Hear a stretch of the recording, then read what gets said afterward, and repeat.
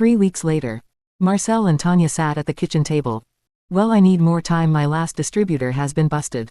I only have 2 guys to make product and 10 guys on the corner. I need time to find some more plugs, Marcel said, frustrated while over the phone. He hung up the phone. I don't see why you won't let me help you. What? You know people who make coke? Marcel asked sarcastically. Bensley had the plugs. Little did he know I was the one who ran the operation. Tanya said cynically. Well, I run this one, Marcel said. The front door burst open. 2 men sped through the living room, guns raised. Marcel stood up from the table and raised his gun. Before he could shoot, one of the men fired his weapon. Marcel flew back and hit the kitchen floor. Marcel, Tanya yelled. Give me one reason why I shouldn't end ties with you right now. The man said while pointing a gun to Marcel's head. He lay on the ground, holding his shoulder. Marcel moaned. The man's hand gets tight around the trigger. Wait. We can fix this. I can get you Keith. The man looked at Tanya as she pleaded. Keith. He can get me Keith. The man asked while still not changing the gun's position on Marcel. I can get you Keith. Tanya pleaded. Who the fuck is she, your business partner? The man asked. Marcel contemplated while looking at Tanya. Yeah, she's my partner. The man makes a call on his phone. Hey, I need to talk to boss. Boss, Marcel and his cougar partner said they know how to get in touch with Keith. Okay, I will relay the message. He hung up the phone. Well, looks like your cougar saved you. He lowered the gun. You got 3 weeks to get in contact with Keith, or pay us back if you fail to do either. Well, you know now how we cut ties now. Both men walk off. Tanya runs to Marcel's aid. Who the fuck is Keith? He moaned as she put pressure on the wound. He's a partner of my ex. He has multiple different connects. He can help us. Let's get you some help. Later that day, Marcel sat on the hospital bed with a bandage on his shoulder. Yanda's gonna blow. Tanya began to speak. I walk in the room. Angered, I say, let me guess, drugs. I don't know, I interrupt Marcel. Let me stop you before you lie further. I am done with your shit. For the last time, you've lied to me. No, Marcel pleaded. I began to cry. You've put me in danger. No, baby, Marcel pleaded. I'm done, it's done, we're done. I'll give you some time to see your daughter one last time after she gets out of daycare. I walked out the room. Yanda, please, he yelled. Yanda, no. Tanya walked to the side of the bed. I can still convince her, she'd said. Convince her? I was shot in our kitchen. There is no convincing her. Well, maybe there's another way to convince her, Tanya said. Marcel laid back in the bed. There's no way. Maybe it's better to let her go, he said. And Yayla, you did all this for her. There's no point in this going to waste now. Tanya, she's safer away from me with her mother. Well, I can let you see her when I have her, Tanya said. Okay, Marcel agreed. Tanya followed me to my car. Mother, no, there's nothing you can do to change this. You're right, Marcel is dangerous. Where are you gonna stay? Are you kicking him out? I'm leaving, Mom. What do you mean you're leaving? You can just stay back at the house with me. We are still safe. We can have him leave. I'm not staying with you either. Me or Yayla, I clarified to my mother. I make my way to the front door of the car. Are you trying to tell me I can no longer see my grandchild? Tanya yelled. Damn right, you're just as dangerous as he is. I get in my car. Tanya stopped me from closing the door. You will not take my grandbaby from me, she yelled in a threatening tone. You pushed her away by riding with his bullshit, Tanya. I closed my door and drove off, leaving her disgruntled in the street. Chapter 6, Life After Secrets. A woman speaks in the front of the room. Her dark hair pulled to the back of her head in a low ponytail. She speaks to a class of high school children. You all did great on your assignments on Greek artifacts. Now to tell you before class ends our upcoming assignment. A teenager with curly dark brown hair stares intently at the teacher. A white girl with black curls sit next to her, also staring at the teacher. This week's topic of free writing is based around crime. Real crimes are made up. We will be working on these assignments while working on others. For this assignment we will work on them every Friday. Give yourself time to work on it out of class as well. We will speak on the start of this assignment tomorrow. The bell rings and the 2 girls stand from the desk and head to the lockers. A boy bumps into the girl with curly brown hair. She drops her laptop. Oh, damn, I'm so sorry. He picks up her laptop and hands it to her. She notices his tan white skin, his dark brown hair and green eyes. Yeah, you're fine, I mean it's fine, she nervously says. She shifts uncomfortably. Did I just see you walk out of Ms. Natalie's room? That means you're in like 10th grade, right? The tall guy asks. Yeah. I have a thing for creative writing. So see you around. The girl with the brown curls asks. Yeah. The boy starts to walk off. Wait, what grade are you in? The girl with the black curls asks loudly. The guy starts to walk away. I'm also in 10th grade. I'm new here. He leaves the hallway. Who? The girl with brown curls takes a deep breath. What was that, Yayla? You completely pushed him away. The girl with black curls asks. I got nervous. Okay. He's tall, Abby. Exactly, and he's new. You better get you some of him before the girls step in. Abby says. He's probably not interested. Yayla lowers her head. Oh please. He didn't bump into you on accident. Abby says with enthusiasm. Okay, I'll wear something nice tomorrow and bump into him again. Yayla says. Okay, and I'll try to figure out his schedule. Abby excitingly says. So, let's talk about the crime assignment. I've been dying for Ms. Natalie to let us write on crime. Yayla says, her voice shaky with excitement. I can't wait, I'm doing mine on unsolved crime. Abby tells Yayla. I'm doing mine on a shooting. Well, I haven't gathered the pieces yet. Yayla says. Well, if you don't find anything to write about, we can pair up. Sounds great, Yayla says. She grabs her bag from her locker and heads out the building. She walks home. She makes her way into an empty house. She walks to the kitchen to grab a snack. A 17-year-old, dark-skinned boy sat at the table. Yayla digs through the cabinet. What are you doing here? Do you not work anymore? She grabbed a bag of potato chips. I can't just sit here, Yayla. You can, but most kids your age have a life. Let's be real, TJ, Mom and Dad have been telling you to babysit me. I don't need a babysitter. Yayla tells TJ sternly. You're right, he calmly says. He then gets up from the table and makes his way to the living room and turns on the TV. Yayla frowns and goes up to her room. She pulls out her laptop and sits on her bed. Her laptop on an empty page. She starts to type. Sally was found. No, she deletes part of what she typed. I'm hungry, she says to herself. She closes the laptop and calls her dad. I need DoorDash. Well, hello to you too, baby girl, Marcel says on the other side of the phone. Yeah, speaking of that, I'm not a baby. You really need to stop having TJ babysit me and send me enough for something expensive. He lives with us. He is your brother. Why do you need something expensive? Marcel asks. Yayla with no hesitation says. You're never here, Dad. Okay, Marcel caves. She hangs up the phone and presses Abby's phone on her screen. The phone rings. Abby answers. Yo, hey, I'm getting DoorDash. Come over, bet, Abby says. Abby grabs a ladder from the garage. Once she gets to Yayla's window, she props the ladder up to climb. Making it through the window, she says, so, have you started on your project yet? Abby sits on the bed with her laptop. I'm stumped. I eat when I'm stumped. Sounds from downstairs alerts Abby. Your brother. Yup, apparently my dad can't trust me, but that's my key ticket into getting us food. My mother birthed no fool. Yayla says in a playful deep voice. The Halloween party is coming up. Abby says excitingly. In 2 weeks, right? Yup, and this year they're having it in a mansion. Abby says. Yayla surprised. What? How? Well, Jason's parents moved to a mansion some county an hour away. Yayla's excitement expires. Our parents will never let us go, and how would we get there? Yayla asks. We carpool. I'll think of something for the parents. Fine, Yayla giving in. Let's order some food. Yayla picked up her phone to order a meal. The next day. Yayla sits on a couch with a blanket over her legs. Headphones blast music in her ears. Yayla. Yayla, Tanya yelled while standing a few feet away. Tanya then grabs the headphones off Yayla's head. Yayla, can you hear me? Tanya asks, growing irritated. Obviously not, Yayla says slowly. You need to be getting ready for school. I actually am, Yayla says proudly. She yanks the blanket off her legs, showing knee-high boots with thick soles and a dress that hugs her slimmingly. She stands from the couch and walks to Tanya. Can I have some cash? Yayla asks. You really need to find your own way of getting money. So that's a no, Yayla asks.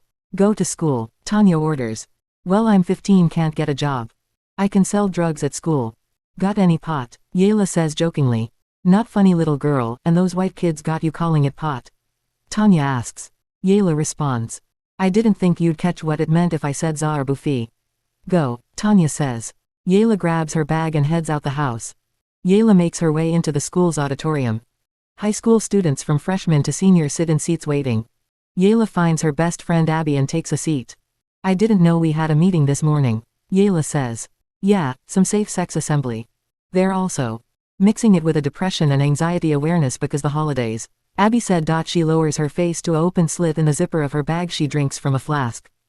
Yayla then says. Oh, seeing you do that, you think you can get some liquor from your dad's cabinet for us to have a pre-party before the mansion party. Abby takes a last sip then swallows. For sure, she answers. The tall boy with green eyes walks through the double doors and into the room full of teens. He looks around for a place to sit. Look, there's that new guy that likes you, Abby says. A girl beckons him her way. He takes a seat next to her as she beams at him. Oh great, he's sitting next to Gaima, and the worst part is she's the only other black girl here and she carries herself like a slut. Yayla says, her face turned. Well, there goes your chances with him, Abby says. If he's a good guy he won't fall for her tricks, Yayla mentions. He'd be the first, Abby quickly responded. Well, if he does mess with her, they'll smash for 2 weeks and he'll get bored, Yayla says confidently. Abby laughs. A woman walks to the podium. Good morning folks, let's talk condoms. She stretches a condom out with both hands.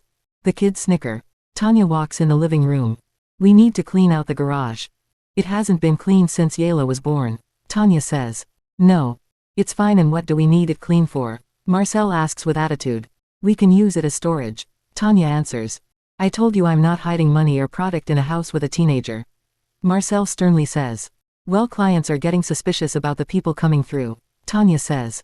Better your clients than our neighbors, Marcel answers. Exactly, my client's my name. If we keep doing this we need a different name on the business. You quitting on me, Tanya? Don't you ever fix your lips to say that again, she threatens. Yayla makes her way down the hall. She sees her crush talking with Gaima. Gaima walks away. Yayla rushes to him. Hey, can I get your number? He laughs. Yeah, 555, 7,776,769. My name is Bryson, by the way. Yayla laughs nervously. Oh yeah. I forgot about that. My name is Yayla, by the way. Yayla. Way better name than mine. Don't worry, it's not a competition, but if looks were I'd win. Yayla says boldly, I like that. You win, he says. The bell rings and he walks off. She squeals, letting out all her held in excitement. Yayla makes her way into the house. Her smile radiating. What's the smile for? Marcel asks while sitting on the couch. Oh, don't tell me you've figured out boys, Tanya says excitingly. Ew, gross, Yayla yells. She throws her bag to the ground and goes to the kitchen. Tanya follows Yayla to the kitchen. Oh, tell me. What one of those white boys did you fall for? Tanya asks. Who tells their mom about who they like? Yayla asks with disgust. I don't know girls who want to be allowed to date, so they have to talk to their mother to get permission, Tanya says. I'm not sure if he even likes me yet, Mom, Yayla says to Tanya. Well, of course he likes you. You're my Yayla, Tanya says. And you've ruined the talk, Yayla says. Well, what's his name? Tanya asks. Bryson. Cute, she says. Well, go slow and don't do it at all until old age, Mom, Yayla says. What, I've signed the permission slip. You had the talk today. Jesus, Yayla says while stomping in her boots up the stairs. Chapter 7, Mother Encounter. Yayla drives around in a dark blue car. She calls Abby. What's up? Abby's voice says over the speaker. Guess what, we won't need to find a person to drive us to Justin's house, Yayla says with excitement. How? What do you mean? Abby asks. I found us a car. Yayla quickly turns a corner. I'll park it down the street so my parents won't find it. Well, did you steal it? How the hell do you just find a car? Abby asks. I noticed a key in the drawer of keys, turns out they had an extra car. I know it's mine.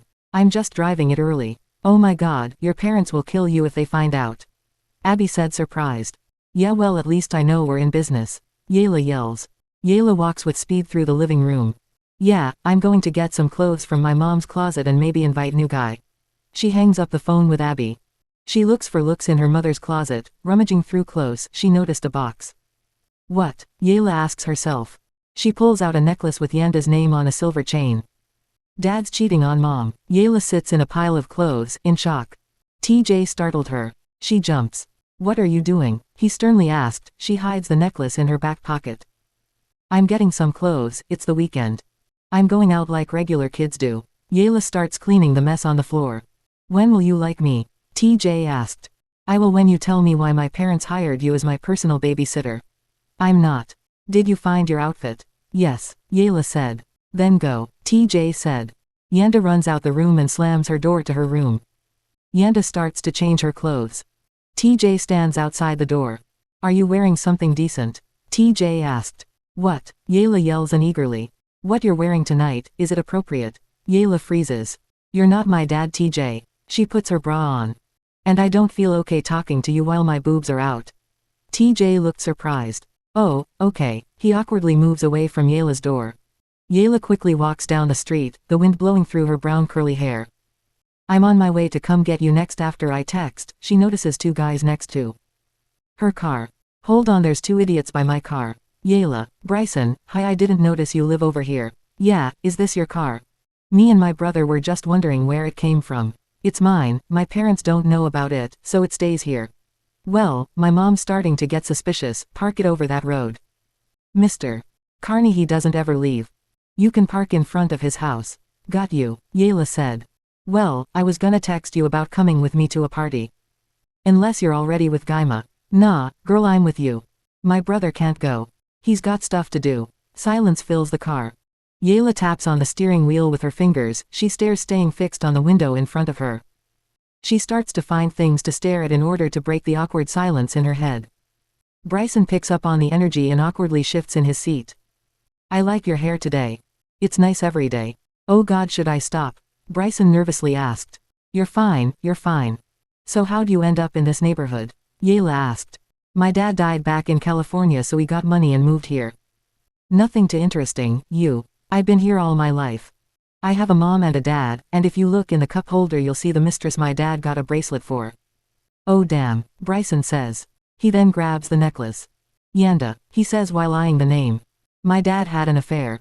My mom threw a pot of coffee at him. Bryson said, the whole thing. Yayla asked. The whole thing. They both began to laugh. The ride became less awkward as they talked on.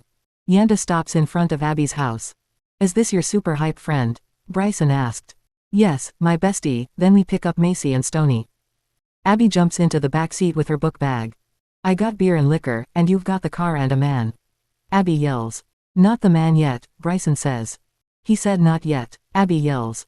Be careful with her, she'll end up coaxing us into having car sex. Yes, definitely, Abby agrees. Abby checks her phone. Justin says they're starting on the dogs and burgers. So it's time to party, Abby said. She grabs a bottle of clear liquid out her bag and drank. Wait till we get Stony and Macy. Yanda warns. Okay, fine, I'll save the pre-drinking for the pre-drink NG. Abby says while placing the bottle back in her bag. How do you get liquor? Bryson asked. My dad doesn't care about my life or his. Abby said with no emotion. I had one too, Bryson said while looking forward. Your dad sound lovely to have. Yayla said. Hey, you can't talk, perfect princess. Abby said. Bryson chimes in, I wouldn't say that. The princess's kingdom might be falling at the stakes. Why'd you say that, Bryson? Abby asked.